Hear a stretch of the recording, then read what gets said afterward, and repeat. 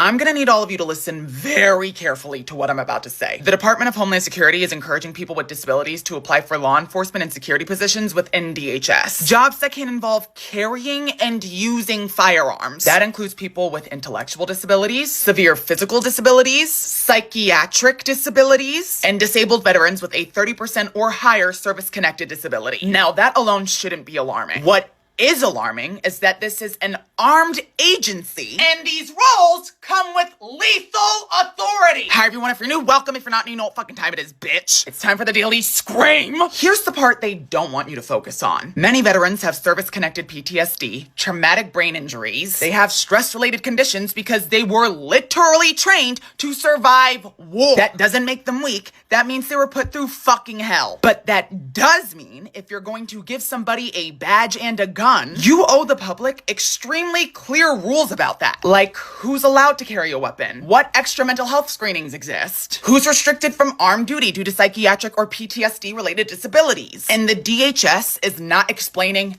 any of that. So right now we have an agency with a history of deadly force quietly expanding their armed workforce while fast-tracking hiring and refusing to show its guardrails. That's not inclusion, that's irresponsible power expansion. Disabled people deserve jobs. Veterans deserve jobs. And I don't want anyone to misinterpret what I'm saying as me thinking that disabled veterans, people with PTSD, or even disabled people in general aren't equipped or adequate enough to fulfill these roles. What I am saying is that nobody should be handed lethal authority without clear public safeguards. Otherwise, how the fuck do you expect us to trust you? Armed agencies need higher standards and clearer rules. Veterans, disabled people, people with PTSD aren't dangerous. What is dangerous is the DHS handing out guns without explaining to the public what their safeguards are. The DHS shouldn't just expect blind trust from the public, especially with the violent and deadly history they have, and certainly not with that many guns and not with that much unchecked power.